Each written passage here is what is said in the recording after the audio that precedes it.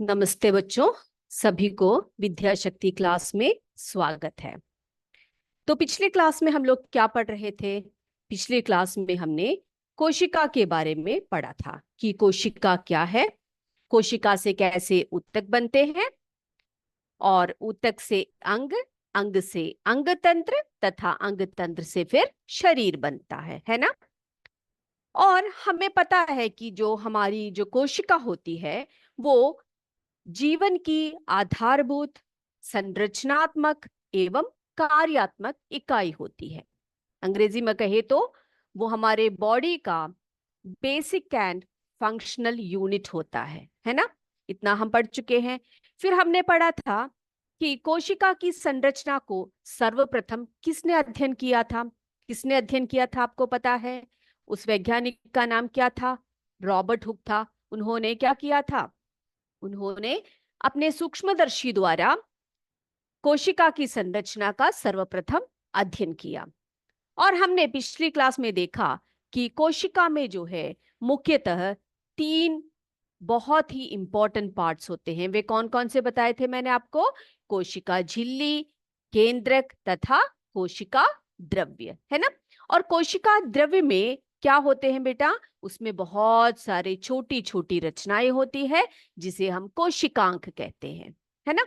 Okay, अब हम आज क्या पढ़ेंगे? आज हम प्रमुख कोशिकांक एवं उनके कार्य के बारे में आज की कक्षा में हम लोग चर्चा करने वाले हैं। ठीक है, सभी रेडी हो? सभी ध्यान से बैठिए और आराम से हम लोग एक एक करके इसको पढ़ते जाएंगे। सबसे पहले हम बात करते हैं कोशिका झिल्ली की। किसकी बात करेंगे? कोशिका झिल्ली।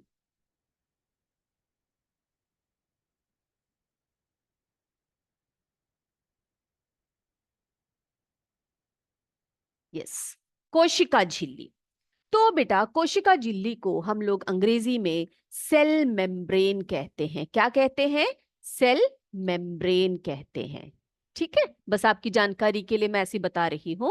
ओके, तो बेटा कोशिका झिल्ली जो होती है वो प्रत्येक कोशिका के चारों ओर पाई जाने वाली झिल्ली है जो कोशिका को स्थिर रखती है तथा कोशिका के अंदर बाहर पदार्थों के आदान प्रदान को नियंत्रित करती है। अब आपको मैं दिखाती हूं ऐसे बनाकर।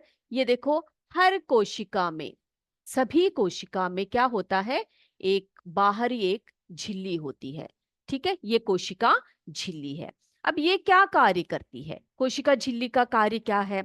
ये क्या करती है? ये कोशिका को स्थिर रखती है। कैसे स्थिर रखती है? कोशिका को स्थिर रखती है और कोशिका के अंदर बाहर, कोशिका के अंदर और बाहर, अंदर और बाहर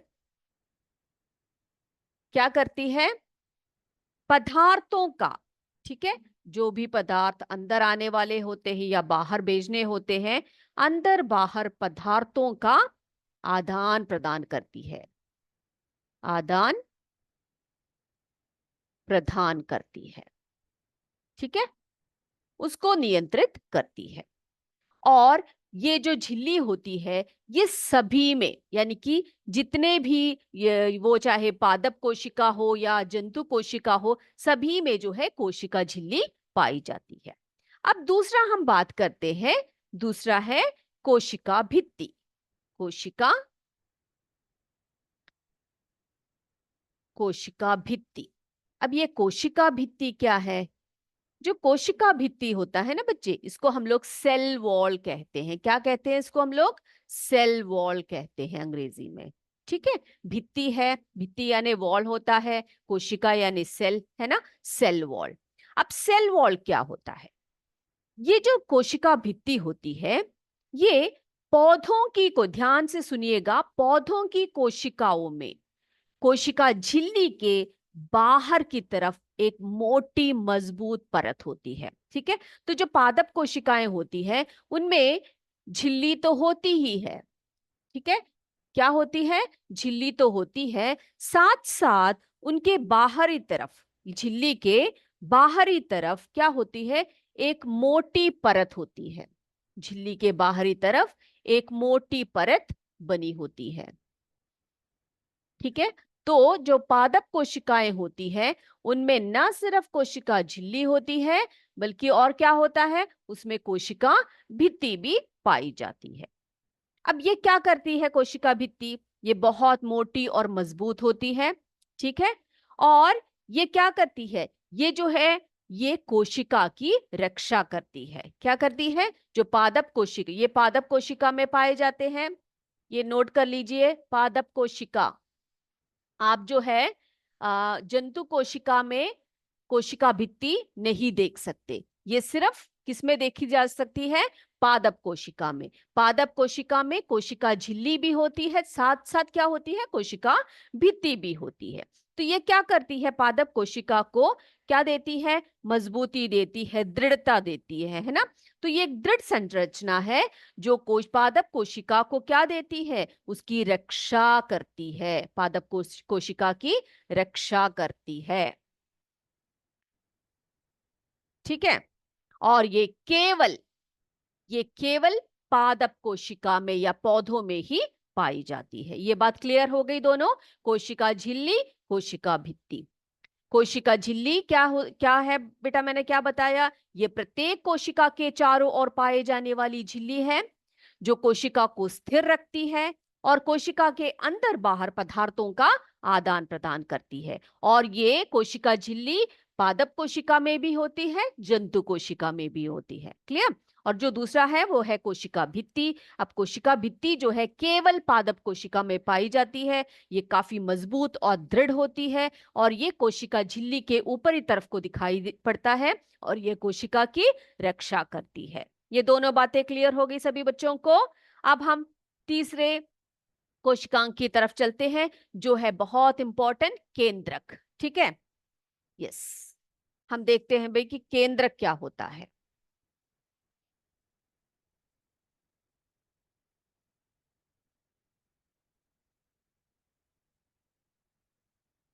ओके अब तीसरा है केंद्रक, जिसे हम अंग्रेजी में न्यूक्लियस बोलते हैं। क्या बोलते हैं इसको हम लोग, इंग्लिश में न्यूक्लियस बोलते हैं केंद्रक को। ठीक है, अब बेटा जो केंद्रक होता है ये जो है कोशिका का सबसे महत्वपूर्ण कोशिकांग है। क्या है, सबसे महत्वपूर्ण, सबसे इंपॉर्टेंट, सबसे महत्वपूर्ण, सबसे महत्वपूर्ण कोशिकांग है। ठीक है, अब बेटा जब जंतु कोशिका की हम बात करें तो जो केंद्रक होता है वो बीचों बीच होता है। ठीक है, केंद्रक कहाँ पाया जाता है, बीचों बीच पाया जाता है। जंतु कोशिका में जो केंद्रक होता है वो कहाँ होता है बेटा, मध्य में होता है, मध्य में। कहाँ पर, जंतु कोशिका में।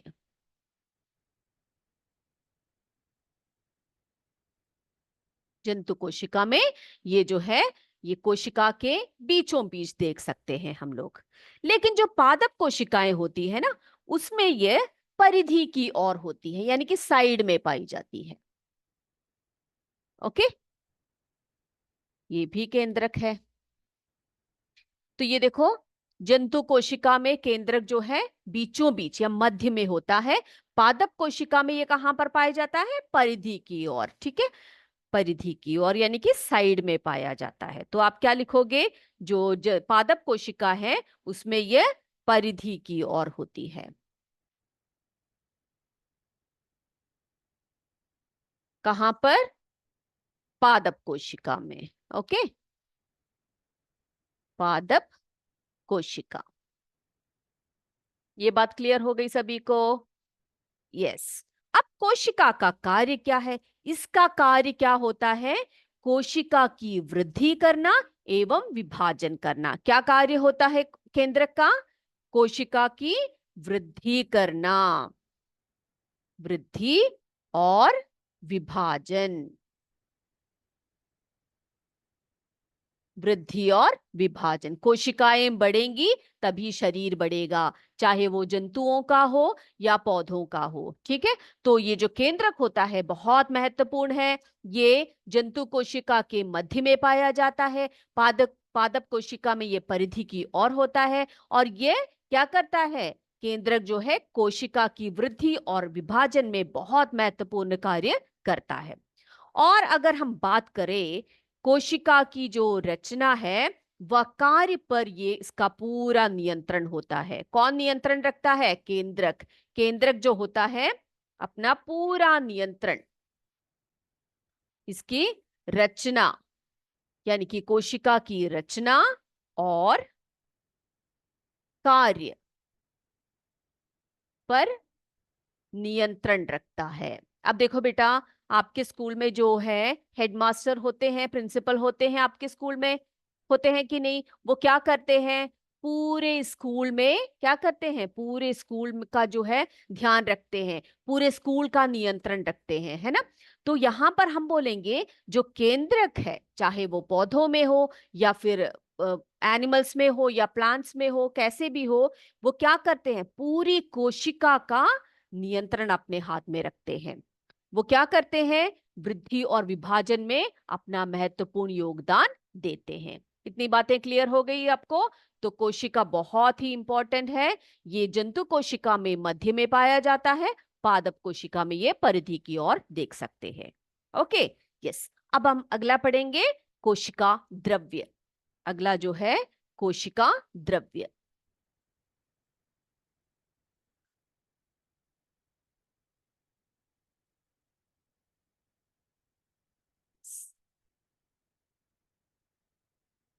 चौथा, कोशिका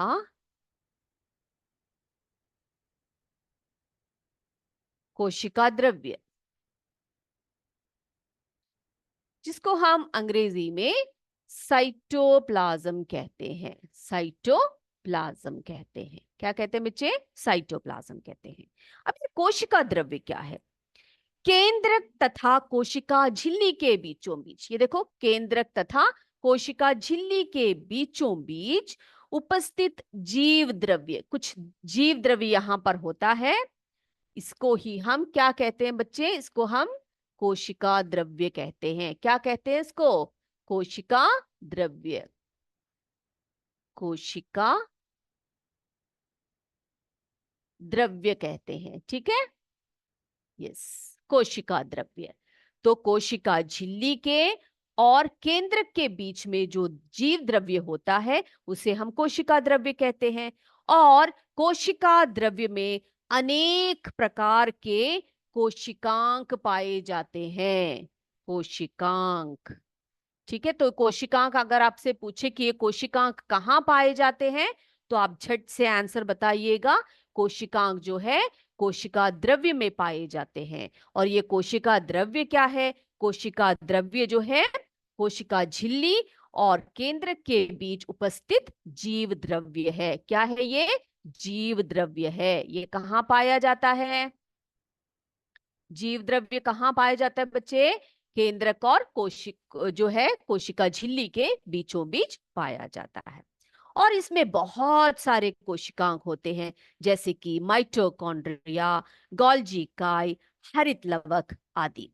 ठीक है, तो हम कोशिकांक पढ़ेंगे अभी कि जो जीव द्रव्य में पाए जाने वाले कोशिकांक कौन कौन से हैं, देखें हम लोग। यस, तो सबसे पहले हम लिखेंगे यहां पर माइटोकॉन्ड्रिया को।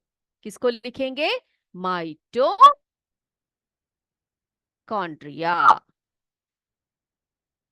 माइटोकॉन्ड्रिया, इसको हम अंग्रेजी में भी क्या लिखते हैं बच्चे? इसको माइटोकॉन्ड्रिया ही लिखते हैं। माइटोकॉन्ड्रिया,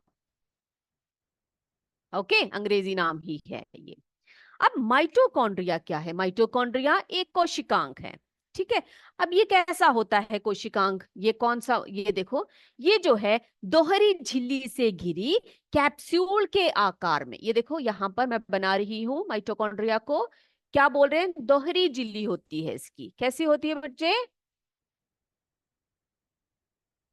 क्या बच्चे पूछ रहे हैं बेटा कि कैसे बनाना है आपने? ओके, मैं देखती हूँ क्या बना रहे हो आप लोग। ऐसे बनाना।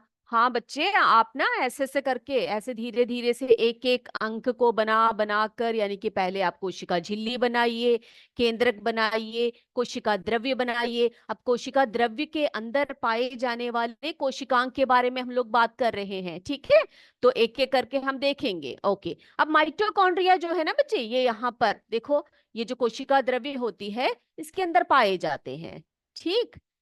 माइटोकॉन्ड्रिया उसके अंदर। अब मैं इसको लेकर ऐसे दिखा रही हूं आपको, एक माइटोकॉन्ड्रिया कैसे दिखता है। तो ये दोहरी झिल्ली का होता है, दोहरी झिल्ली का होता है माइटोकॉन्ड्रिया जो है। ये एक कोशिकांग है और ये दोहरी झिल्ली का होता है, ठीक है। और ये कैसी आकृति मैंने आपको बताई, कैप्सूल की आकृति है इसकी। कैसी आकृति है बच्चे? कैप्सूल। कैप्सूल पता है ना आपको, आप जब दवा लेते हो तो दवाइयां जब लेते हो तो कैप्सूल पीते हो, उसमें ऐसे कैप्सूल्स होते हैं, है ना। तो कैप्सूल की आकृति होती है इनकी, ठीक है। कैसी आकृति होती है? कैप्सूल की आकृति होती है। और ये श्वसन क्रिया में भाग लेकर ऊर्जा उत्पन्न करती है। तो माइटोकॉन्ड्रिया का जो सबसे बड़ा कार्य क्या है? ये जो है ऊर्जा उत्पन्न करती है। श्वसन क्रिया में भाग लेते हैं ये। कौन सी क्रिया में? श्वसन क्रिया में। श्वसन क्रिया में भाग लेते हैं तथा उससे क्या करते हैं? ऊर्जा उत्पन्न करते हैं। ऊर्जा उत्पन्न करते हैं। और क्या करते हैं? उस ऊर्जा को, उसको संचित करते हैं।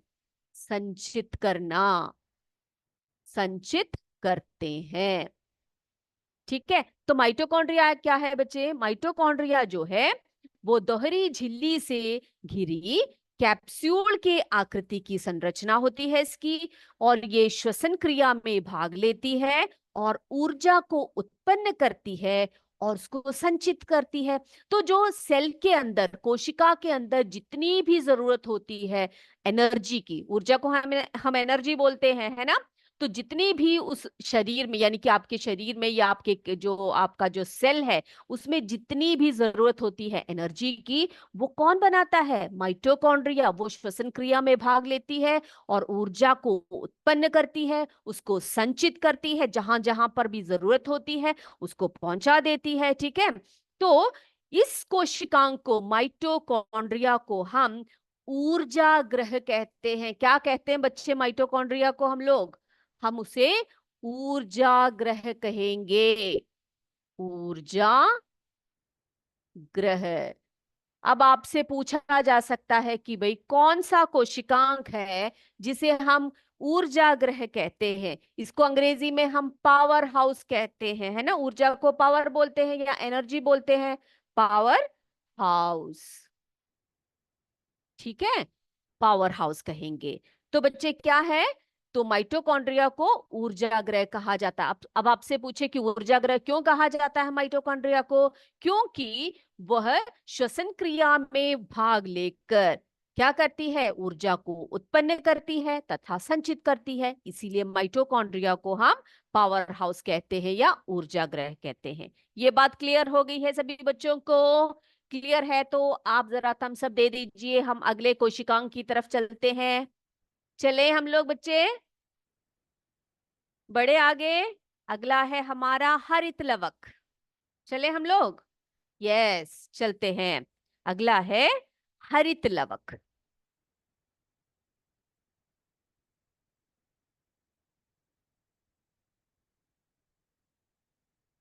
बेटा हरित लवक नाम से आपको क्या लग रहा है बच्चे? हरित लवक, ठीक। अगला कोशिकांग हम पढ़ने जा रहे हैं हरित लवक। ये हरित लवक क्या है? हरित लवक नाम से ही आपको पता लग रहा होगा, ये कहाँ पाया जाता है?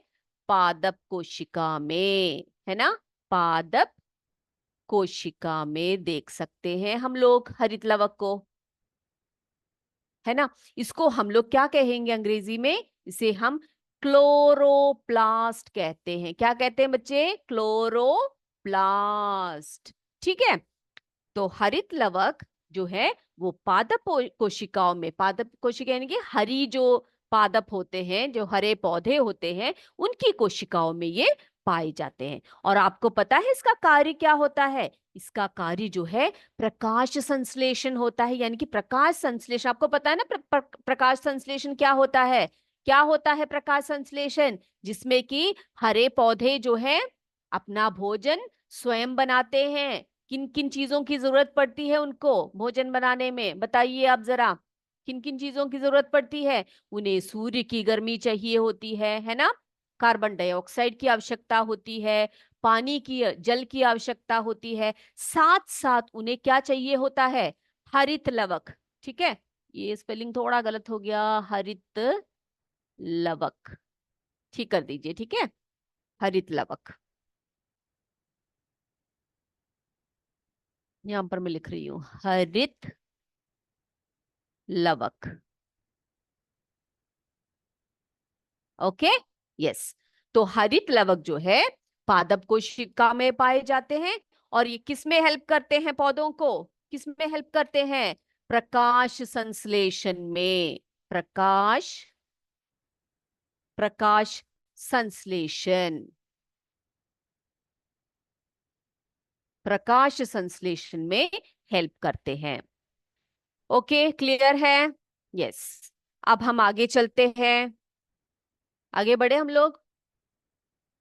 ये मेरे बच्चे तो मुझे बहुत सारे, अरे वाह शाबाश, क्या बनाते हो रे बच्चों तुम लोग, कितना अच्छा बनाए हैं, बहुत बढ़िया बहुत बढ़िया। हाँ हाँ, हरित लवक, मेरी स्पेलिंग गलत हो गया था, मैंने अभी देख लिया। ठीक है, धन्यवाद। ओके, हरित लवक जो है वो पादप कोशिका में होती है, जिसे हम क्लोरोप्लास्ट कहते हैं, और ये प्रकाश संश्लेषण में सहायक होते हैं। क्लियर हो गया? अब अगला हम पढ़ते हैं तारक काय। कौन सा है? तारक काय।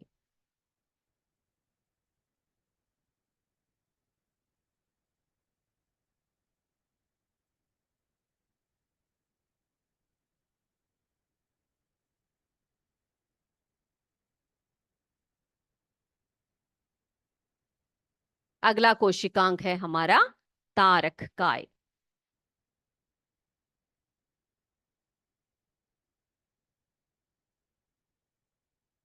तारक काय, ठीक है, जिसे हम सेंट्रोसोम कहते हैं। सेंट्रोसोम कहते हैं तारक काय को, सेंट्रोसोम। अब ये कहाँ पाया जाता है? ये जो है केंद्रक के पास पाया जाता है। कहाँ पाया जाता है बच्चे? केंद्रक के पास पाया जाता है। तारक काय जो है केंद्रक के पास पाया जाता है। ठीक है, और ये क्या करता है? ये कोशिका के विभाजन में सहायक होता है। क्या, पहला तो ये लिखिए पॉइंट की, ये केंद्रक के, केंद्रक के समीप, है ना, या पास पाया जाता है।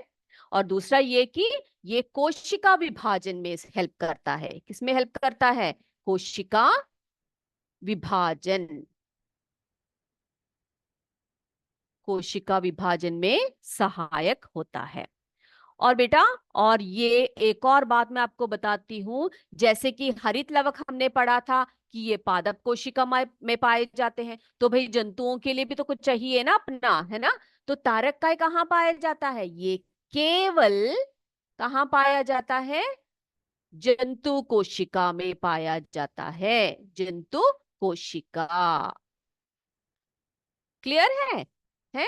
जैसे हरित लवक हमने पढ़ा कहाँ पाया जाता है? पादप कोशिका में। और एक और बात हमने पढ़ा था कि जो है एक और चीज है जो सिर्फ पौधों में होता है, कोशिका भित्ति, है ना?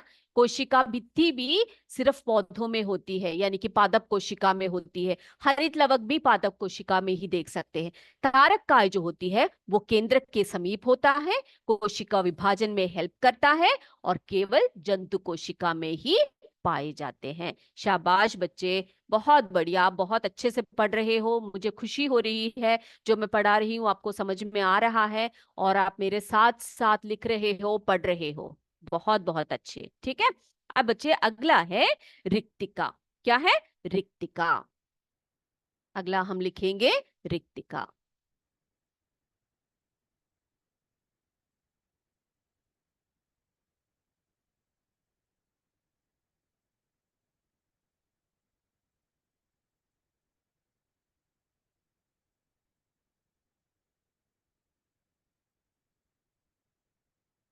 रिक्तिका। ये जो रिक्तिका है ना, रिक्तिका है जो ये दोनों पौधों में, यानी कि दोनों पादप कोशिका, पादप कोशिका तथा पादप कोशिका और जंतु कोशिका, ठीक है, दोनों में ही पाए जाते हैं। रिक्तिका जो है पादप कोशिका और जंतु कोशिका दोनों में ही पाए जाते हैं। परंतु जो पौधों में जो रिक्तिका होती है ना, वो काफी बड़ी होती है, और जंतुओं में जो होती है छोटी छोटी रिक्तिकाएं होती है, और वो कोशिका में इधर उधर फैली होती है। और इनका कार्य क्या होता है? इनका कार्य लवण तथा अन्य पदार्थों का संग्रहण करना होता है, ठीक है। तो रिक्तिका जो है बच्चे पादप कोशिका में भी होती है, जंतु कोशिका में भी होती है। जैसे कि ये पादप कोशिका हमने बनाई, तो आप देखोगे कि बीच में बड़ी सी रिक्तिका है, ठीक है, बड़ी सी एक रिक्तिका है। लेकिन जंतुओं में भी ये पाई जाती है, जंतु कोशिका में भी पाई जाती है, लेकिन छोटी छोटी होती है और इधर उधर बिखरी होती है, ठीक है। यस, अब मैं आपको दिखाती हूँ जंतु कोशिका और पादप कोशिका। बाकी कोशिकांग भी हमने पढ़ने हैं, अगली क्लास में पढ़ेंगे। पहले जरा डायग्राम आपको दिखा देती हूँ जो मैंने बनाया है आपके लिए। ये देखिए, देख सकते हो सभी? देख रहे हो? यस, अब देखिए बच्चे, ये देखो। आपने ऐसे बनाना है।